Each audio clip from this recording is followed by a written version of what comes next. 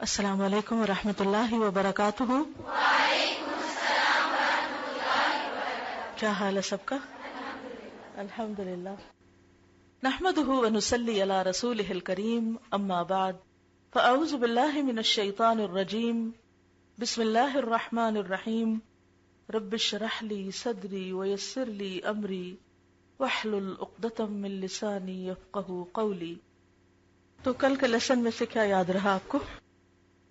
سب کا حافظہ کمزور ہے؟ مینٹلی پریپیئرڈ نہیں ہوتے جب آپ کلاس میں آتے ہیں کہ کیا کرنے جا رہے ہیں؟ یہاں میرے آنے سے پہلے اپنا مائنڈ بنا کے رکھا کریں، کل کے دن کو تھوڑا سا ریوائز کر لیا کریں اور سوچا کریں کہ کیا سیکھا تھا اور کل سے آج تک میں ہم میں کیا تبدیلی آئی، ہم اپنے آپ کو کتنے پوائنٹس دے سکتے ہیں۔ کیونکہ حدیث ہے جس کا آج اس کے کل سے بہتر نہیں وہ ہلاک ہوا، تباہ ہوا۔ تو ہم میں سے کون تباہ ہونا چاہتا؟ کوئی بھی نہیں۔ تو پھر ہم پہ لازم ہے کہ ہم کیا کریں؟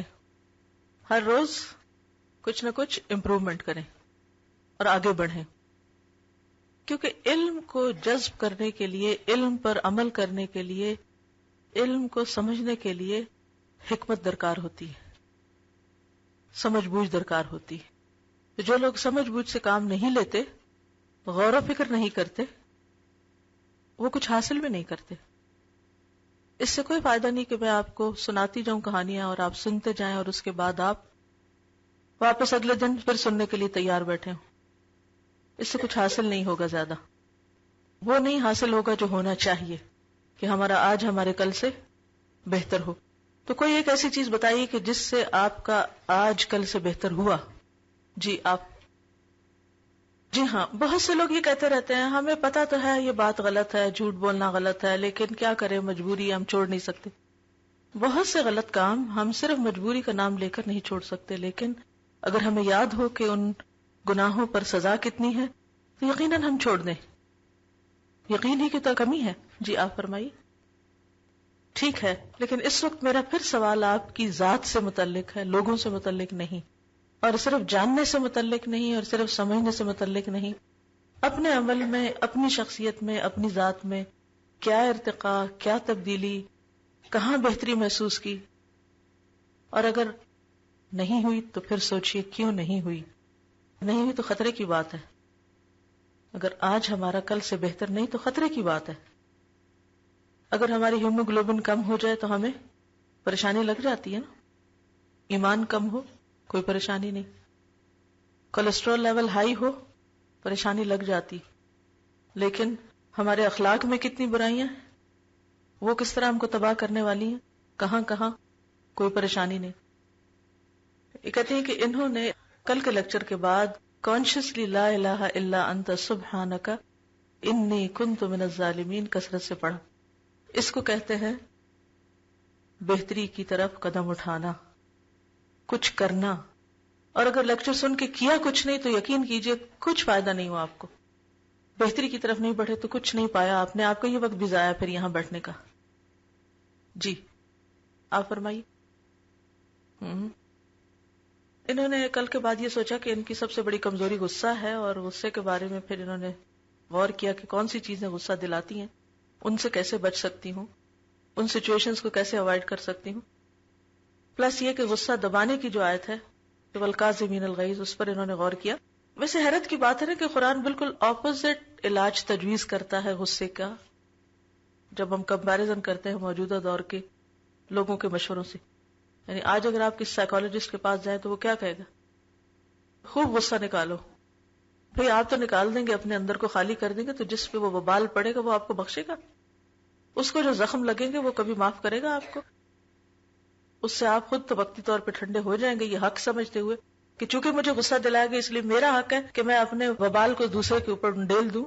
لیکن کیا واقعی اس سے اصلاح کی توقع کی جا سکتی؟ نہیں۔ علاج وہی ہے جو قرآن نے بتایا ہے، والکاظمین الغیظ۔ اور آپ نے دیکھا ہوگا کہ جب پریشر کوکر ہوتا ہے نا تو وہ جو اس کے اوپر ویٹ ہوتا ہے وہ ہلنے لگتا ہے، اور اگر آپ اس کو صرف نیچے سے آگ بند کر دیں، یعنی وہ ریزن ہٹا دیں جس کی وجہ سے وہ ابل رہا ہے، تو کیا ہوگا؟ تھوڑی دیر میں وہ ہلنا بند ہوگا، پھر اس کے بعد اس کی بھاپ نکلنا شروع ہوگی آٹومیٹیکلی، نہ بھی آپ اس کے اوپر سے اس کا ڈھکنا ہٹائیں، تھوڑی دیر کے بعد سب ٹھنڈا ہو جائے گا۔ لیکن اگر آپ اس وقت یہ کریں کہ اس کو کھول ڈالیں، پھر نتیجہ کیا ہوگا؟ پھٹ کے کہاں تک جائے گا؟ ہم غصے میں پھٹتے ہیں بالکل اسی طرح سے پریشر کوکر پھٹتا ہے اور چھت تک نہیں بچتی، ہر چیز کو جلا دیتا ہے. تو بہترین علاج پر کیا ہے؟ والکاظمین الغیظ. تو اس پر عمل کر کے دیکھیں، کیونکہ یہ تو ہو نہیں سکتا کہ آپ کو سارے دن میں کوئی ایک بھی ایسی وجہ نہ ملے جس سے آپ کے غصے میں اضافہ ہو. چھوٹی سے چھوٹی اور بڑے سے بڑی سچویشن آپ کو بھڑکا دینے کے لیے کافی ہوتی. ایک چیز مرضی کے خلاف ہو، ہماری اصلیت کھل کے سامنے آ جاتی ہے ہم کون ہیں.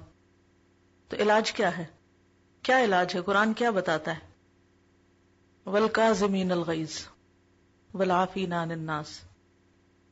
بڑی سے بڑی بھی بات ہو جائے تو والکاظمین الغیظ، بالکل ایسے جیسے ابلتے پانی کی بوتل کا ڈھکن بند کر دیتے نا، آپ کس کے بند کرتے، الٹا کے بھی دیکھتے قطرہ بھی نہ ٹپکے، کیونکہ قطرہ بھی ٹپکتا ہے نا جب اس سے، تو وہ بھی جلا دیتا ہے جسم کو. ہے تو بہت مشکل، لیکن پاسبل ہے، کیونکہ اللہ نے بتایا. یہ ہو نہیں سکتا کہ پاسبلٹی نہ ہو. اور اگر آپ اس میں کامیاب ہو جائیں تو آپ دیکھیں گے کہ اگلے دن تک وہ بات کوئی خاص بات نہیں رہتی. لیکن اگر آپ چیخ چلا کے نکال دیں تو اس کے بعد جو ریگریٹس ہیں وہ آپ کو دنوں تک پریشان رکھتی ہیں، اور وہ لوگ بھی جو اس کے زد میں آتے ہیں وہ بھی آپ کو پریشان رکھتے ہیں.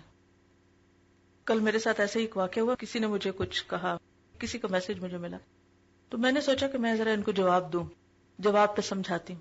میں لکھنا شروع کر دیا، لکھا، اتنے میں ایک کال بیچ میں آ گئی. اب وہ کیا ہوا، جب کال آتی ہے تو میرے فون ایسا ہے یا مجھے ابھی اس کی سمجھ نہیں، اس کا میسج غائب ہو جاتا ہے. اب میں نے اسے ریٹریو کرنے کی کافی کوشش کی لیکن مجھے سمجھ میں نہیں آئی، تو میں نے ادھر ہی رکھ دیا. فون کے وقت ضائع کرنے کی ضرورت تھی، مجھے اس وقت کچھ اور کام کرنا ہے. رات کو میں نے اپنے بیٹے کو دکھایا کہ میرا میسج ریٹریو کر دو، کہتا کہ وہ تو گیا. اب میں سوچوں وہ تھا کیا، اس میں ری رائٹ کروں کیا نہ کروں، اور میں نے غور کیا کہ تو کچھ بھی نہیں تھا. لیکن اگر میں ذرا سے بھی فرم لفظوں میں وہ جواب دے کے اپنا غصہ ٹھنڈا کر لیتی تو اس کے نتیجے میں ہو سکتا ہے 2-4 میسجز مجھے اور آ چکے ہوتے، تو وہ کون بھگتتا؟ اس کا وبال بھی تو مجھے کو بھگتنا تھا نا. پھر تو یہ تو اللہ کا بڑا احسان ہوا مجھ پر کہ وقتی طور پر اللہ نے مجھے اس سے ڈائیورٹ کر دی. تو یہ بھی اللہ کا احسان ہوتا ہے. اور اس میں پھر ہمیں خود بھی یہ کوشش کرنی ہوتی ہے کہ اس وقت بس سچویشن سے ہٹ جائیں. اگر آپ نے کسی کو سخت قسم کی میل لکھی بھی ہے تو کیا کریں، سینڈ کا بٹن دبانے سے پہلے وہاں سے ذرا اٹھ جائیں اور 2-4 ادھر ادھر کام اور کر کے پھر آ کے بیٹھے. زبان کو کنٹرول کرنا، ہاتھوں کو کنٹرول کرنا مشکل ترین کام ہے، لیکن فائدہ اسی میں. اور آج مجھے وہ بات بھی یاد نہیں کہ جس پر میں ایکشن لینے والی تھی. لٹرلی مجھے یاد نہیں میں کیا کہنے والی تھی، کیونکہ یہ دراصل شیطان ہوتا ہے جو پریشان کرنے کے لیے کہیں سے ٹپک پڑتا ہے. من الجنتی والناس، کبھی انسانوں کی شکل میں آتا ہے، کبھی کسی شکل میں آتا ہے. اور اس وقت اگر ہم اپنے آپ کو نہیں سنبھالتے اللہ کے فضل سے تو پھر ہم اپنا آپ کسی اور کے حوالے کر دیتے کہ اب جو چاہو اس پہ کرو.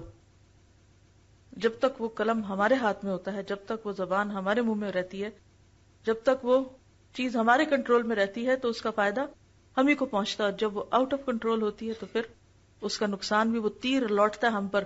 جیسے وہ آتا ہے کہ کوئی بددعا کسی کو دیتا ہے اور اگر وہ اس کو ڈیزرو نہیں کرتا تو کس پہ لوٹتی. بعض اوقات جس پہ ہم اتنا شدید غصہ کرنے والے ہوتے ہیں حقیقت میں وہ ڈیزرو نہیں کر رہا ہوتا اتنے غصے کا، اس کا اتنا قصور نہیں ہوتا جتنی ہم سزا دینے والے ہوتے ہیں اس کو. لیکن ہم اپنے آپ کو جسٹیفائی کر لیتے ہیں کہ نہیں ایسا ہی کرنا چاہیے تھا، حالانکہ ہمیں نہیں کرنا چاہیے تھا، مگر ہمیں خود کو کون سمجھائے. اسی طرح ایک اور چیز کل پیش آئی میرے ساتھ. کسی نے کچھ کہا مجھے تو مجھے لگا کہ کہنے والا غلط ہے، لیکن میں فیصلہ نہیں کر پا رہی تھی کہ بات کون سی صحیح اور کون سی غلط. تو عام طور پہ میں ایسے کرتی ہوں کہ قرآن سے رہنمائی لیتی ہوں. یہ کوئی فال لینا نہیں اور نہ ہی کوئی غیب کی خبریں معلوم کرنا ہے. یہ صرف یہی ہوتا ہے کہ اگر آپ قرآن پاک کھول لیں تو اللہ تعالیٰ کی طرف سے جو لکھا ہوا وہ آپ کو رہنمائی دے جاتا ہے کہ آپ کو کیا کرنا چاہیے. تو میں نے اسے کھولا. جب کھولا تو 2 صفحوں پر ایک میں میرے لیے نصیحت تھی اور دوسرے میں اس شخص کے لیے. تو جو اپنے لیے تھے وہ تو میں نے لے لی اور جو دوسرے کے لیے تھے اس پر اس کو معاف کر دیا. بات ختم. دونوں ہی اپنی اپنی جگہ درست تھے، لیکن بعض اوقات ہم خود کو درست کہتے ہیں، دوسرے کو غلط کہتے ہیں، جبکہ احتمال یہ ہے کہ ہم اپنی جگہ درست ہوں اور دوسرا اپنی جگہ درست ہو.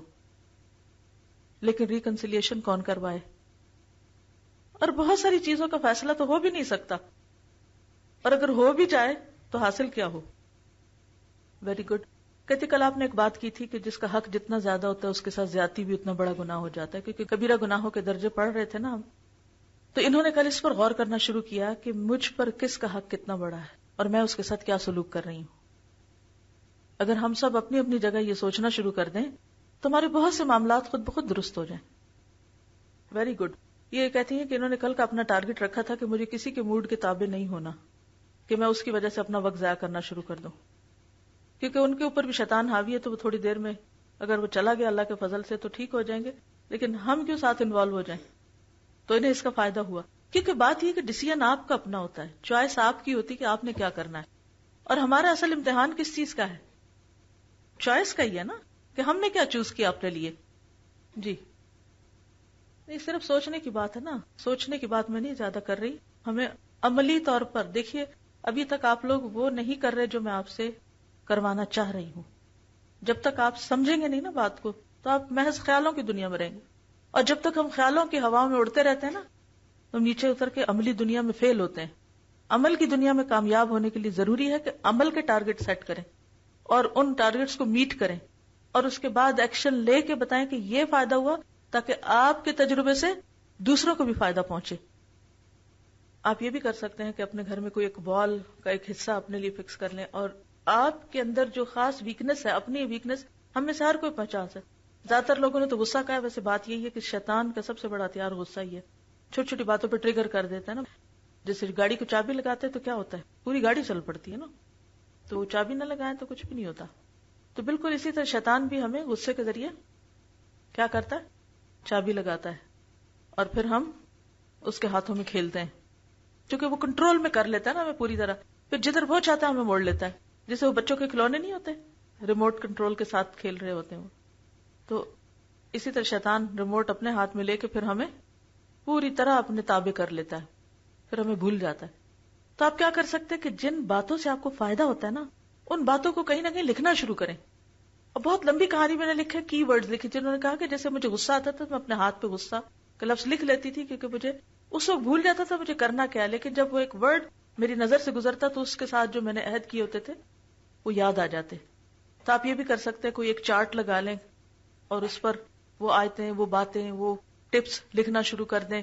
یعنی کوئی بھی طریقہ آپ اختیار کر سکتے ہیں. کوئی ڈائری بنا لیں، کوئی دیوار کا کوئی حصہ مخصوص کر لیں، ایسا دروازے کے پیچھے مثلاً، کیونکہ دیوار پہ لکھنا بڑا آسان ہوتا ہے. اب میں یہ تو نہیں کہوں کہ گھر کی دیواریں بھر دیں، لیکن یہ ہے کہ جیسے دروازے کے پیچھے کی جگہ جو ہوتی ہے وہ عام طور پر چھپی ہوئی ہوتی ہے. چھوٹا سا سافٹ بورڈ لے لیں، کچھ بھی کر لیں، کوئی ایک کاغذ لگا لیں کسی ایسی جگہ جہاں پر آپ سامنے پھر لکھ سکیں. مثلاً آپ کی زندگی میں بہت سے مسائل ہیں، پرابلمز ہیں، ٹربلز ہیں، ٹرائلز ہیں، اگرچہ ہیں سب کی زندگی میں، لیکن کچھ لوگ ان کو بہت ہائی لائٹ کرتے رہتے ہیں، بہت بڑا بنا دیتے ہیں. یہ بھی اصل میں ہماری اپنی سوچ ہوتی ہے کہ ہم کس چیز کو کتنی اہمیت دیتے ہیں. اب مثلاً آپ دکھی رہنے کے عادی ہیں، یہ بھی عادت بھی ہوتی ہے نا، ہر وقت دکھی رہنا، ہر وقت شاکی، شکایت، ہر وقت سیلف پٹی کا شکار رہنا. اب یہ ہے کہ آپ کو مثلاً کوئی آیت آپ کی نگاہ سے گزرتی ہے تو آپ مسکرا پڑتے ہیں، اوہ اچھا اتنا بڑا اجر ہے دنیا میں تکلیف کا، تو کوئی بات نہیں، میری تکلیفیں تو بہت ہلکی ہیں. اب اس آیت کو کیا کریں گے آپ؟ کہاں؟ اس خاص جگہ پر جس کو آپ جا کر اس وقت پڑھ لیں دوبارہ، جو سامنے نظر آ جائے. بہت اندر گھسا کے کہیں نہ لکھے کہ پھر وہ اتنی دیر میں کھولتے کھولتے ورقے پلٹتے پلٹتے کام ہی ختم. تو بی بریف. پھر اسی طرح آپ کہیں اور کچھ پڑھتے ہیں، وہ کوئی کوٹیشن پڑھتے ہیں، کوئی حدیث پڑھتے ہیں، کوئی کال پڑھتے ہیں، اور آپ کے دل کو لگ جاتی اچھا بس اتنی سی بات ہے جس کو میں نے اتنا بڑا بنا رکھا ہے. تو آپ کیا کریں؟ وہ جا کے وہاں لکھ لیں. اس طرح کی چیزیں جب آپ کٹھی کر لیں گے نا، بلیو می، آپ کی زندگی سے غم نکل جائے گا، یہ بیکار کی پریشانیاں نکل جائیں گی. کیونکہ کچھ چیزیں ایسی جو آپ کی زندگی کا حصہ ہیں، آپ ان کو اپنے سے کاٹ سکتے ہی نہیں. جس طرح آپ اپنا ہاتھ نہیں کاٹ سکتے نا، چاہے آپ کو اپنے ناخن نہ بھی پسند ہو، آپ انہیں کتنا تبدیل کر سکتے، جتنا مرضی گھسائیں، جیسے مرضی رنگ کی نیل پالش لگائیں، کچھ بھی کریں، بس وہ جو سائز اللہ نے بنا دیا وہ ویسا ہی رہے گا. تو جس طرح ہماری فزیکل باڈی میں کچھ چیزیں پارٹ آف اوور باڈی ہیں، اسی طرح کچھ لوگ، کچھ مسائل، کچھ حادثے، کچھ پریشانیاں، یہ ہماری زندگی کا حصہ ہیں. ان کو ختم کرنے کا مطلب کیا ہے؟ ہم بھی ختم ہے ساتھ، وہ نہیں ہو سکتے. اب ان کے ساتھ جینا سیکھنا ہے ہم نے، اور وہ سیکھنا کیسے کہ اپنے اندر کو تبدیل کریں. اچھا صحابہ کرام کیوں اتنے کامیاب تھے؟ اکثر میں غور کرتی ہوں کہ کیوں اتنے سکسیسفل تھے، ان کی اچیومنٹس اتنی زیادہ کیوں، وہ کیوں سپر ہیومن لگتے ہیں، کس چیز سے انہوں نے یہ سب کچھ کنٹرول کر لیا تھا؟ تو اس میں جو بہت اہم ترین چیز ہے وہ ان کا بامقصد ہونا. ان کا مقصد اتنا اعلیٰ تھا کہ اس کے مقابلے میں نیچے کی ہر چیز حقیر تھی، باقی سب چیزیں حقیر تھیں. کیا مقصد تھا ان کا؟ پروفٹ کا ساتھ دینا اور اس مشن کو آگے بڑھانا جو آپ کا تھا. انہوں نے آپس کی لڑائیاں اور جنگیں اور آپس کے جو مشکلات اور مسائل، ان سب پہ قابو پا لیا تھا. کس سے؟ جہاد کے ذریعے. وہ سارے ان کی فیوری اور ان کا سب کچھ کہاں لگ گیا؟ کسی اور جگہ جا کے لگ گیا جہاں لگنا چاہیے تھا اس کو. کیونکہ ہماری زندگی میں کوئی مقصد نہیں، لہٰذا ساری ہماری انرجی ہماری ذات کے ارد گرد ہے کہ ہم اس کو کیسے پروٹیکٹ کریں. ساری توجہ، چاہے کچھ لوگوں کی فزیکل باڈی کے اوپر بہت توجہ، کچھ کی اپنے ایموشنز میں بڑی توجہ ہے، کسی کی کسی چیز پہ ہے، لیکن یہ سب دھوکے اور نقصان دہ ہیں. ہمیں ان سے نکلنا ہے باہر اگر ہم اپنا فائدہ چاہتے ہیں. اور اگر ہم خود نہیں کریں گے تو کوئی ہمارے لیے کچھ نہیں کر سکتا. 1000 مشورے لے لیجئے، 1000 لیکچر اٹینڈ کر لیجئے، 1000 لوگوں سے مل لیجئے، طرح طرح کے کام کر، کچھ نہیں ہوگا جس دن تک آپ خود فیصلہ نہیں کریں گے کہ آپ نے اپنے اندر کی کمزوری کو دور کرنا ہے اور آپ نے اس پہ قابو پانا ہے. آپ نے شیطان کے قابو میں نہیں آنا، نہیں اپنا ہاتھ پکڑانا، پھر ہی فائدہ ہو سکتا ہے. تو دشمن کو دشمن سمجھیں. چلیے آگے چلتے ہیں. فصل 59 3 قسم کے گناہ. 3 قسم کے گناہ. اللہ تعالیٰ نے ہاتھ کاٹنے کی حد اور سزا وہاں مقرر فرمائی ہے جہاں مال کا بچاؤ ناممکن ہو. مثلا چور مخفی طریقے سے مال چراتا ہے، نقب لگا کر مال لے جاتا ہے. نقب کہتے سوراخ، یعنی رستہ بنا کے اپنا کام کر لیتا ہے. دروازے توڑ کر دیواروں پر چڑھ جاتا ہے. چور کا حال بالکل بلی اور سانپ کا سا ہے. گھروں میں اس طرح گھس جاتا ہے کہ کسی کو پتہ تک نہیں چلتا. بس اللہ تعالیٰ نے چوری کے فساد کو قتل کا درجہ نہیں دیا. چوری کے فساد کو قتل کا درجہ نہیں دیا. 3 قسم کی سزائیں پیچھے ہم پڑھ چکے ہیں نا. ایک تو جان لینا، دوسرے ہاتھ کاٹنا اور تیسرے کوڑوں کی سزا. تو اب ان کی مزید تفصیل یہ بتا رہے ہیں کہ چوری پہ قتل کیوں نہیں، چوری پہ ہاتھ کاٹنا کیوں ہے. ظاہر ہے کہ یہ فساد صرف کوڑے مارنے سے بھی دفع نہیں ہو سکتا. یعنی اگر کسی نے چوری کیا، اس کی خوب پٹائی کر دی جائے تو وہ پھر چوری کر لے گا. اس لیے سرقہ چوری کو کہتے ہیں عربی میں. چوری کے مفاسد کے دفعیہ کی بہتر سے بہتر شکل یہی ہے کہ وہ عضو کاٹ دیا جائے، یعنی ہاتھ کاٹ دیا جائے جس کے ذریعے اس جرم کا ارتکاب کیا جاتا ہے. نہ ہاتھ ہوگا اور نہ آئندہ وہ چوری کرے گا، چاہے کتنا بھی دل کرے. کہ صحیح پاک. بعض جنایات یعنی جرائم، اور جرائم میں عقل خراب ہو جاتی. ان میں کوڑوں کی سزا مشروع کی گئی، یعنی شریعت نے رکھی. اور قذف، معصوم عورتوں پر، پاک دامن عورتوں پر تہمت لگانا. اور تہمت میں یہ سزا تجویز ہوئی ہے کہ قاذف یعنی تہمت لگانے والے کو عام آدمی کی نظر میں گرا دیا جائے. یعنی جس طرح اس نے دوسرے کو ذلیل کیا ہے، اس کو بھی کیا کیا جائے؟ ذلیل کیا جائے. بس اللہ تعالیٰ نے عقوبت شرعیہ کی 3 قسمیں قرار دی ہیں.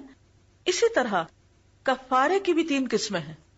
کل ہم نے سزاؤں کا پڑھا تھا، آج ہم کفارے کے بارے میں پڑھیں گے کہ مختلف گناہوں کا کفارہ بھی دینا پڑتا ہے.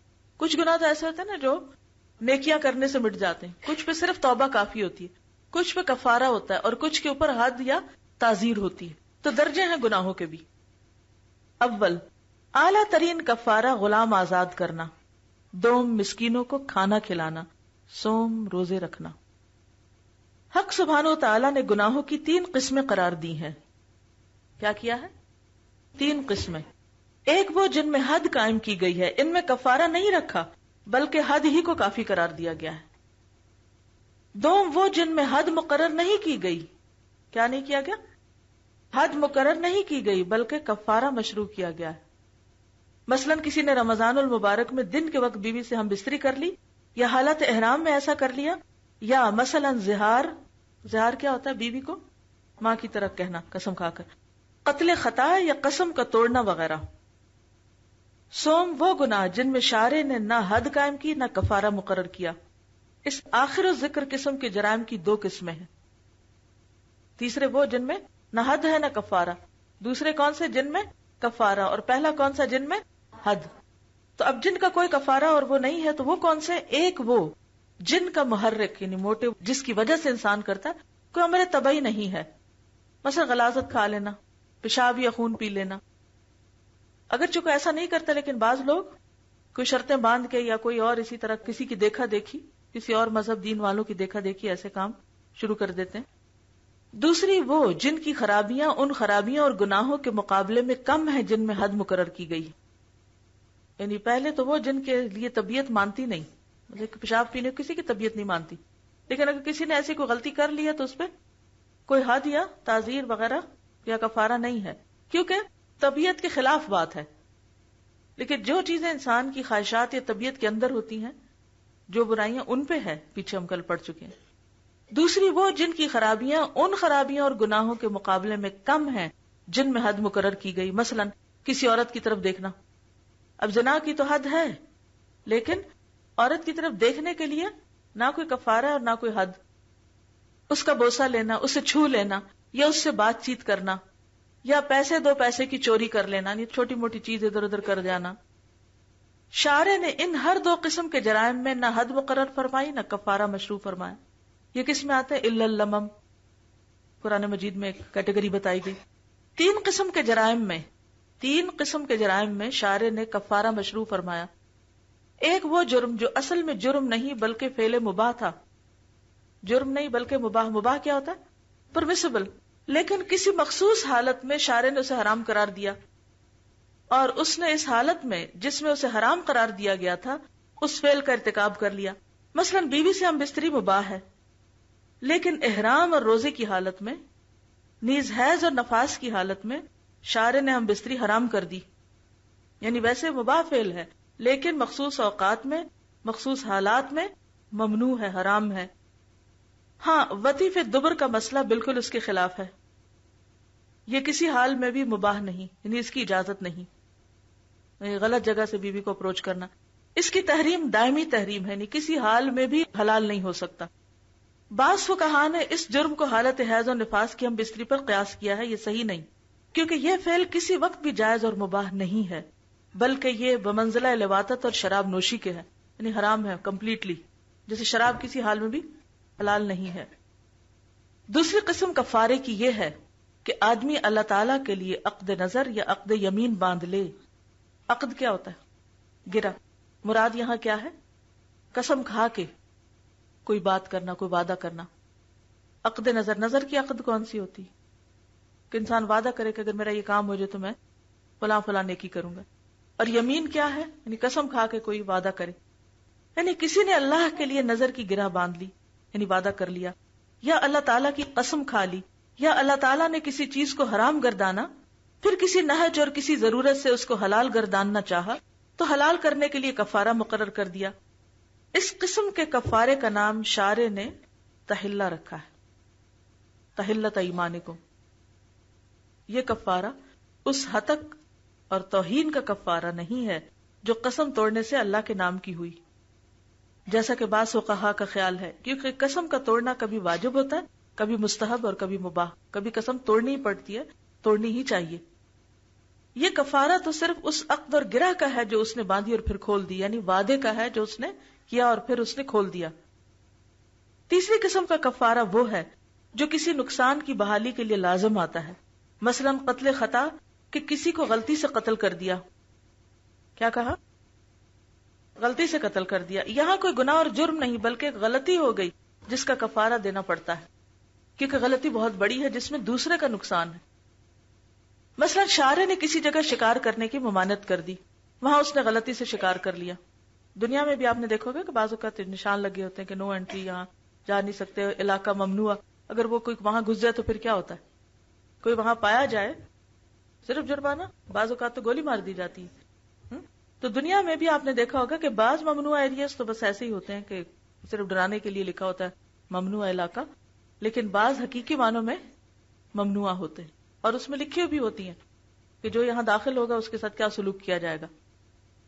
تو بالکل اسی طرح شریعت کی بھی حدود ہیں، جیسے نبی صلی اللہ علیہ وسلم فرمانے کہ ان لکل ملک حما وان حما اللہ محارم، کہ ہر بادشاہ کی ایک چراگاہ ہوتی ہے، اس کی باؤنڈری وال ہوتی ہے، اور اللہ کی چراگاہ یا اللہ کا وہ جو علاقہ جو ممنوع ہے وہ کیا ہے؟ اس کی حرام کردہ چیزیں کہ جن کے پاس نہیں جانا. اور اگر کوئی جا بیٹھے اس میں انٹر ہو جائے تو کیا کرے؟ پھر جرمانہ دے. اور یہ کفارہ ان غلطیوں کے ازالے کے لیے ہوتا ہے. پہلی قسم کا کفارہ زجر و توبیخ کی غرض سے ہے. زجر کس کو کہتے ہیں؟ ڈانٹ ڈپٹ. دوسری قسم کا کفارہ عقد کشائی یعنی گرہ کھولنے کا کفارہ ہے، جسے تحلہ کہتے ہیں. یہ امر بھی بالکل واضح ہے کہ کسی معصیت اور جرم میں حد اور تعزیر دونوں جمع نہیں ہو سکتے. یہ تھوڑی قانونی باتیں لیکن جاننی چاہیے ہم سب کو. کوئی بھی جرم ایسا نہیں جس میں حد اور تعزیر دونوں. حد کیا ہوتی ہے؟ جو اللہ نے خود مقرر کر دی. جیسے زانی کے لیے 100 کوڑے حد ہے، لیکن اگر اس سے کچھ کم درجے کا جرم ہے کوئی اور کسی نے جان بوجھ کے کیا، جس میں کسی کو مثلا کسی نے کسی عورت کو چھیڑا ہے راہ چلتے، تو اب آپ کو پتہ ہے کہ ہمارے ملک میں تو خیر ایسا کوئی قانون ہے نہیں کہ ایسے شخص کی سزا کیا ہو، لیکن بعض عرب ممالک میں ایسے باتوں پر تعزیرات ہیں کہ اگر کوئی عورت کمپلینٹ کر دے اور بات ثابت ہو جائے تو چھیڑنے والے کو سزا دی جاتی ہے. وہ سزا کیا ہے؟ تعزیر، جو قاضی کے ڈسکریشن پہ ہے کہ جرم کی کوانٹٹی کتنی تھی اور اس کے اوپر سزا کتنی ہونی چاہیے. کسی معصیت میں حد اور کفارہ دونوں چیزیں جمع نہیں ہو سکتی. جس میں حد ہے کفارہ نہیں، اور جس میں کفارہ ہے اس میں حد نہیں. اب یہ مسئلہ باقی رہ گیا کہ جس معصیت میں حد مقرر نہیں کی گئی اس میں تعزیر اور کفارہ دونوں چیزیں جمع ہو سکتی ہیں یا نہیں. اس میں اختلاف ہے. مثلا حالت احرام میں یا حالت صوم میں یا حالت حیض میں بیوی سے ہم بستری کر لی گئی اور اس کا کفارہ ہم نے واجب گردان لیا تو پھر کیا حکم ہے؟ بعض علماء کہتے ہیں کہ اس میں کفارے کے ساتھ تعزیر بھی واجب ہوگی، انہیں سزا بھی ملے گی، کیونکہ جنایت یعنی جرم کا ارتکاب کر کے اس نے واجب احترام حکم کی توہین کی ہے. یعنی قانون توڑنے میں کیا ہوتا ہے؟ صرف یہ نہیں کہ کوئی قانون توڑا بلکہ قانون کا احترام نہیں کیا.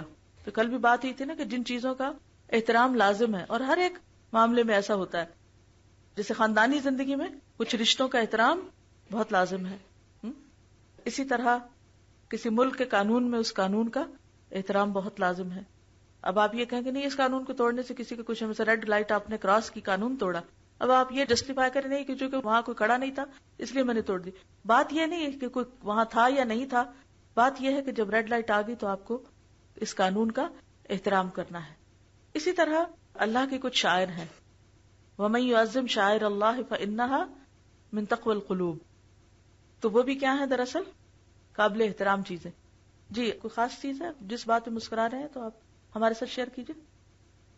اس میں تو کوئی مسکرانے کی بات نہیں تھی.